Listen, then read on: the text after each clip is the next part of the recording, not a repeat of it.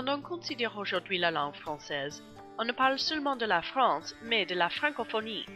Le français tient un statut de langue officielle dans 29 pays autour du monde, et il est la deuxième langue du monde au courant de l'importance politique.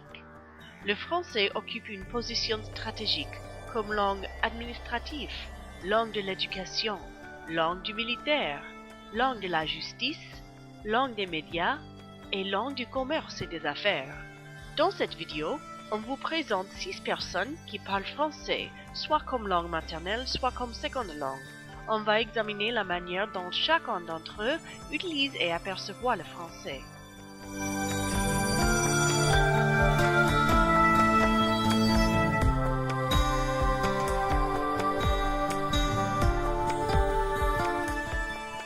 Bonjour, je m'appelle Caroline Payan. Je viens du Canada. Donc je suis français, enfin maintenant je suis américain, mais je suis d'origine française. Je m'appelle Joyce Lanterman et je suis américaine. Bonjour Babacar. Bonjour, D'où venez-vous? je viens du Sénégal. Eh bien, mon nom c'est Patrick Pierre. Je suis né en Haïti, Port-au-Prince, la capitale. Bonjour, je m'appelle Vinci. Je viens du Congo. Moi, quand j'habitais au Canada, j'habitais dans la ville s'appelle Kanata. Et puis c'est une ville qui est tout près de la ville d'Ottawa. Et puis Ottawa, c'est la capitale du pays. C'est une très belle ville. En réalité, pour aller comme touriste, si vous voulez y aller, il y a le canal Rideau, il y a le Parlement, le centre-ville, il y a le marché Bail. Je sais pas, il y a plusieurs parcs, il y a le parc de la Gatineau, il y a la rivière des Outaouais. Je viens du sud de la France, du sud-est, d'une petite ville qui s'appelle La Seine-sur-Mer, qui est à côté d'une plus grande ville qui s'appelle Toulon.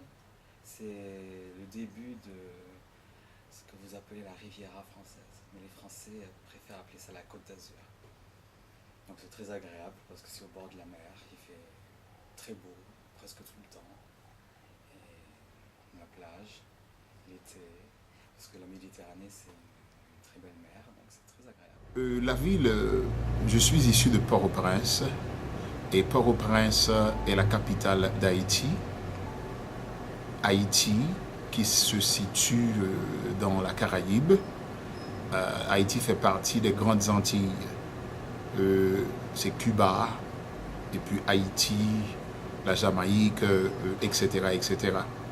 Au point de vue histoire, Haïti était habité par des Arawaks, des Iroquois, de différentes tribus.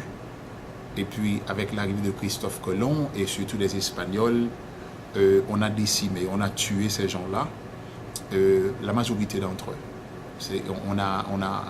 On a eu recours aux Africains pour suppléer à la force travaillante.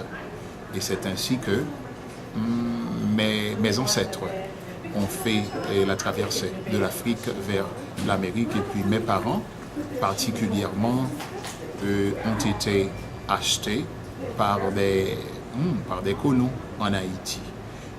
Ma ville, Port-au-Prince, la capitale, je suis très fier de ma ville. C'est une ville, comment dit-on, c'est beaucoup de controverses là.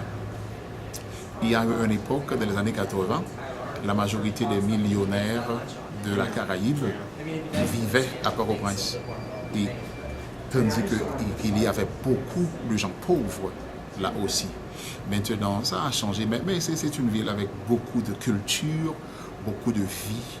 Et il y a pas mal de misère aussi, mais beaucoup de vie, beaucoup de chaleur. Les gens sont très aimables. Il y a beaucoup d'entraide là, à Port-au-Prince. Et puis, un peu de controverse aussi. Là, vous pouvez voir une minorité très, très, très riche. Et puis, la majorité des gens ne sont pas riches. Et puis, alors, on s'habitue. Alors, c'est là, ma ville, là où je suis né, Port-au-Prince. Et oui, j'aime ça. Je suis très fier. Je suis très fier pour ma ville d'origine. Je dirais que le français est ma première langue. Parce que au Congo, nous avions été colonisés par les Français. Et donc, nous parlons le français au Congo. Donc, dans certaines maisons, il y a des gens qui parlent à leurs enfants nos langages traditionnels comme le lingala ou le mungutuba. Mais, parce que nous étudions en anglais, les parents préfèrent nous parler en français pour ne pas avoir des difficultés lorsque nous allons commencer notre scolarité. Donc je dirais que ma première langue c'est le français parce que j'ai été élevée en français et les autres langages de mon pays, je les ai apprises une fois que j'ai grandi. Alors, chez moi, lorsque je grandissais, on parlait le créole. Un peu de français, très minime, parce que le français était réservé à l'époque-là pour les gens qui ont beaucoup d'argent. Alors, c'était une manière de distinguer les classes. Alors, le français, on parlait ça chez les gens aisés. On utilise ça parfois pour montrer son savoir, pour montrer sa classe et puis pour montrer son éducation, son savoir-faire. Le Wolof, c'est ma première langue. C'est différent du français. Et le fait qu'on parle le français, c'est parce que la France nous avait colonisés. Donc le Wolof était la langue que mes arrière-grands-parents parlaient avant les Français viennent au Sénégal.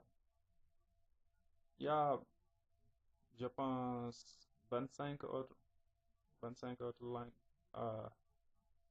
langues que les gens parlent au Sénégal.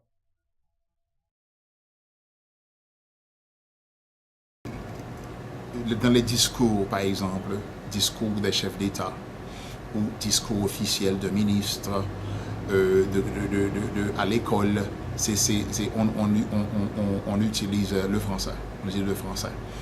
Et puis, dans quelques bureaux, si je m'adresse à un ami, parfois je parle un peu de créole, mais si j'adresse à une conférence, le français est de rigueur, le français.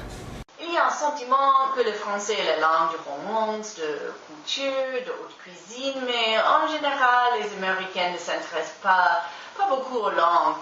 Nos lycées exigent que chaque étudiante étudie une langue étrangère et généralement, il y a le choix entre le français et l'espagnol, mais après avoir étudié le français pendant 2 ou 3 années pour le lycée, la plupart des étudiants oublient presque tout ce qu'ils ont appris. Il y a quelques régions des États-Unis où on parle français comme deuxième langue, par exemple la Nouvelle-Orléans au sud, et aussi quelques régions de nord-est près du Canada. Je pense qu'ils utilisent plus pour l'école, parce que notre langage à nous, nos langages congolais, on ne les écrit pas. Et c'est généralement en français que nous étudions. Et donc, je pense que la première raison pour laquelle on utilise le français, c'est les études. Et puis, à Ottawa, les gens parlent français, mais surtout en anglais. Et puis, tout près de la ville d'Ottawa, il y a la ville de Montréal. Et puis, Montréal, c'est dans la province du Québec. Et puis, au Québec, on parle surtout en français. Mais si vous y allez puis vous ne parlez pas français, c'est pas grave. Les gens, normalement, parlent français et anglais aussi. Mais en majorité, c'est français au Québec. Et puis ça se retrouve un peu dans l'est du pays canadien.